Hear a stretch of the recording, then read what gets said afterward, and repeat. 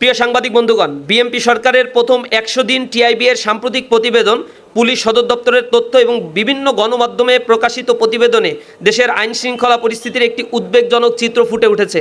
সরকার গঠনের প্রথম ১০০ দিনে দেশ জুড়ে রাজনৈতিক সংঘাত, বিশেষ করে ক্ষমতাসীন দল বিএনপির অভ্যন্তরীণ কোন্দল আইন শৃঙ্খলা পরিস্থিতির অবনতিকে আরও প্রকট করেছে। উল্লেখিত প্রতিবেদন ও তথ্য অনুযায়ী সরকার গঠনের প্রথম ১০০ দিনে দেশ জুড়ে ৯১৫টি খুন, ২০৯টি ধর্ষণ, ৩,৪৯৬টি নারী ও শিশু নির্যাতন, ১৯৬টি অপহরণের ঘটনা ঘটেছে।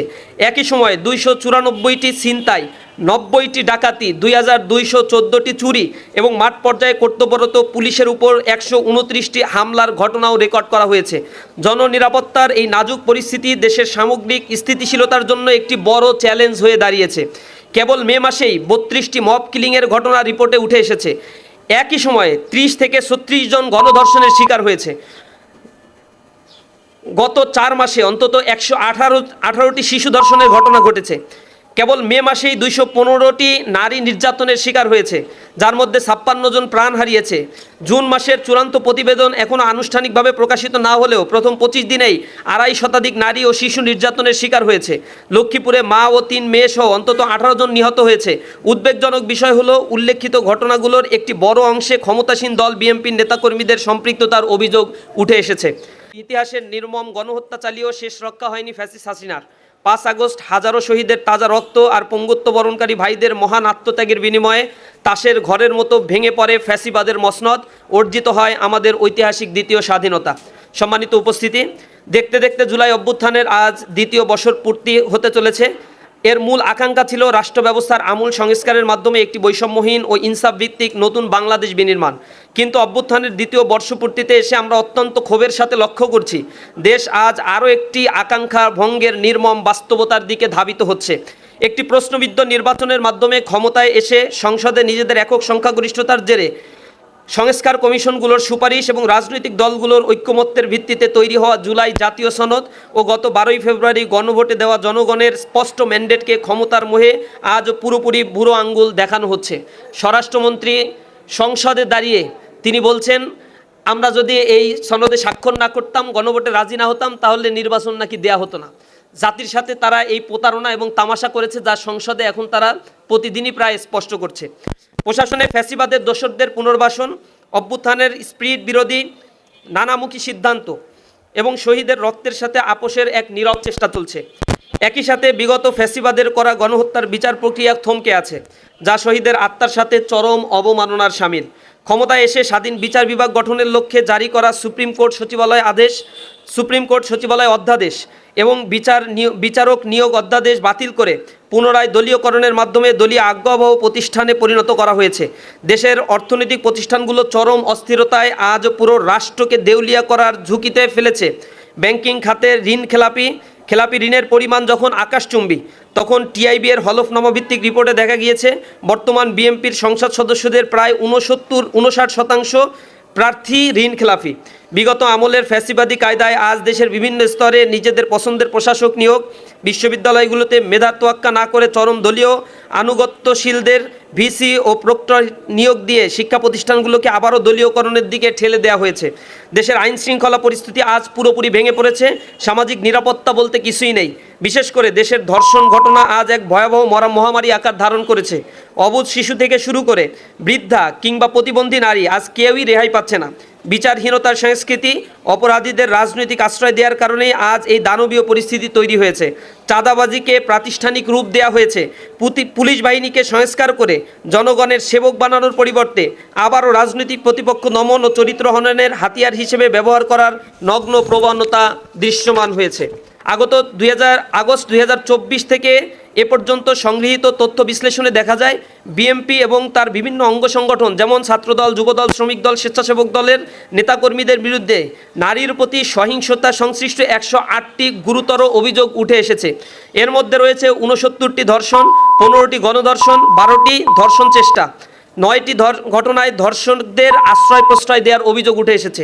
একই সময় বিএনপির নেতাকর্মীদের বিরুদ্ধে 287টি খুনের ঘটনাও বিভিন্ন সূত্রে উঠে এসেছে। এসব পরিসংখ্যান স্পষ্টভাবে নির্দেশ দেয় যে রাজনৈতিক আশ্রয় প্রশ্রয়ে একটি অপরাধী চক্র দেশের আইন শৃঙ্খলা পরিস্থিতিকে মারাত্মকভাবে অবনতির দিকে ঠেলে দিয়েছে এবং সারা দেশে জননিরাপত্তা আজ গভীর সংকটের মুখে পতিত হয়েছে। প্রিয় সাংবাদিক বন্ধুগণ, রাজনৈতিক মতবিরোধ ও ভিন্ন মত পোষণের কারণে মানুষ হত্যা ছিল ফ্যাসিবাদী হাসিনা সরকারের অন্যতম রাজনৈতিক সংস্কৃতি। কিন্তু অত্যন্ত পরিতাপের বিষয়, ফ্যাসিবাদ উত্তর বাংলাদেশে বর্তমান সরকারের আমলেও আমরা সেই একই পুরনো অপসংস্কৃতির পুনরাবৃত্তি দেখতে পাচ্ছি। আপনারা জানেন 2025 সালের ডিসেম্বর মাসে রাজধানীর তেজগাঁও কলেজে ছাত্রাবাসে মাদক সেবন এবং আধিপত্য বিস্তারকে কেন্দ্র করে ছাত্রদলের 2 গ্রুপের মধ্যে রক্তী সংঘর্ষের জেরে কলেজের মাধ্যমিক বিজ্ঞান বিভাগ, উচ্চ মাধ্যমিক বিজ্ঞান বিভাগের দ্বাদশ শ্রেণীর শিক্ষার্থী সাকিবুল হাসান রানাকে হত্যা করে ছাত্রদল। অথচ জুলাই অভ্যুত্থানের অন্যতম আকাঙ্ক্ষা ছিল সন্ত্রাস, হানাহানি, দলীয় লেজুর ভিত্তিমুক্ত শিক্ষাঙ্গন প্রতিষ্ঠা এবং জ্ঞান গবেষণা, মুক্ত বুদ্ধি চর্চা ও নৈতিক মূল্যবোধ বিকাশে সহায়ক নিরাপদ ক্যাম্পাস বিনির্মাণ করা। কিন্তু জুলাই অভ্যুত্থানের সেই আকাঙ্ক্ষাকে বিসর্জন দিয়ে অতীতে সংগঠিত সন্ত্রাসী কর্মকাণ্ডের কালো ইতিহাস থেকে ন্যূনতম শিক্ষা না নিয়ে সরকার দলীয় সংগঠন ছাত্রদল বর্তমানে শিক্ষাঙ্গনে আবারও বর্বরচিত সহিংসতার পুনরাবৃত্তি ঘটাচ্ছে।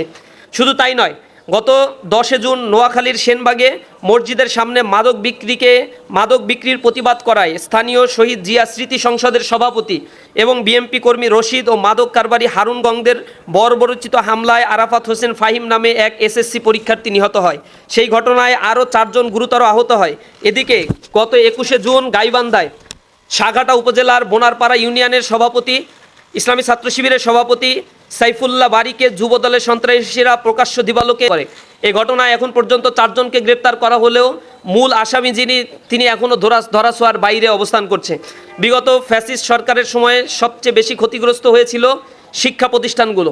বিশ্ববিদ্যালয়, অন্যান্য উচ্চশিক্ষা প্রতিষ্ঠানে প্রশাসনের দলীয় অনুগত ব্যক্তিদের বসিয়ে এবং পেটোয়া বাহিনী ছাত্রলীগকে ব্যবহার করে শিক্ষাঙ্গনগুলোকে সন্ত্রাস, দখলদারিত্ব ও ভয়ের অভয়ারণ্যে পরিণত করা হয়েছিল। সেই দুঃসহ পরিস্থিতির অবসান ঘটিয়ে একটি নিরাপদ ও স্বাধীন শিক্ষাঙ্গনের প্রত্যাশায় দেশের শিক্ষার্থীরা জুলাই অভ্যুত্থানে গুরুত্বপূর্ণ ভূমিকা পালন করেছিল। কিন্তু অত্যন্ত পরিতাপের বিষয়, অভ্যুত্থানের পরেও সেই প্রত্যাশার প্রতিফলন ঘটেনি, বরং চট্টগ্রাম, কুমিল্লা ও কক্সবাজার পলিটেকনিক ইনস্টিটিউটে সাধারণ শিক্ষার্থীদের উপর ছাত্রদলের ন্যাক্কারজনক হামলার ঘটনা ঘটেছে। ঢাকা পলিটেকনিক ইনস্টিটিউটে 2 দফা হামলা চালানো হয়েছে।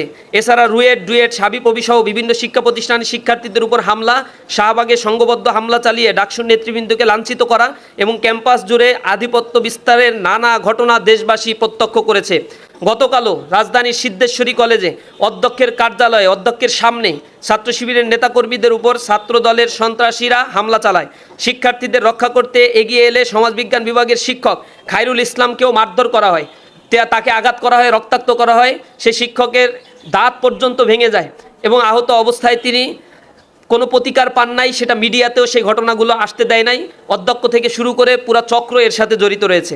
এর আগে ঢাকা বিশ্ববিদ্যালয়ের শহীদুল্লাহ হলে সিনিয়রদের সঙ্গে কথা কাটাকাটির ঘটনাকে নারী হেনস্থার অভিযোগে ভিন্ন খাতে প্রবাহিত করে হল সংসদের সমাজসেবা সম্পাদক সাজুকে টার্গেট করে ছাত্রদল ও বাম সংগঠনের নেতাকর্মীরা গত পরশু গভীর রাতে সাজুর কক্ষের সামনে ছাত্রদলের নেতাকর্মীদের সংঘবদ্ধ উপস্থিতির সিসিটিভি ফুটেজ প্রমাণ করে শিক্ষাঙ্গনে আবারও আবরার ফাহাদের মতো মর্মান্তিক ঘটনার পুনরাবৃত্তি ঘটাতে চায় তারা।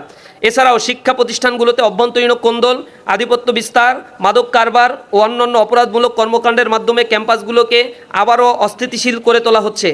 একই সঙ্গে বিভিন্ন মতবাদ, ট্যাগিং ও উদ্দেশ্য প্রণোদিত প্রচারণার মাধ্যমে সাধারণ শিক্ষার্থীদের উপর নির্যাতনের বৈধতা তৈরির অপচেষ্টা চলছে। যে দলীয়করণের বিরুদ্ধে দেশের সাধারণ মানুষ রায় দিয়েছে, আজ সেই একই ধারাবাহিকতায় বিশ্ববিদ্যালয়গুলোতে দলীয় বিবেচনায় প্রশাসক নিয়োগের মাধ্যমে শিক্ষাঙ্গনগুলোতে পুনরায় নিয়ন্ত্রণের চেষ্টা চালানো হচ্ছে।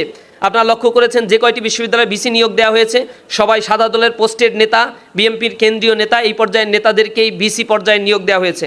ফলে স্বাধীন, নিরাপদ ও জ্ঞান চর্চার অনুকূল শিক্ষাঙ্গন গড়ে তোলার যে আকাঙ্ক্ষা নিয়ে শিক্ষার্থীরা অভ্যুত্থানে অংশ নিয়েছিল তা আজ পূরণ হয়নি।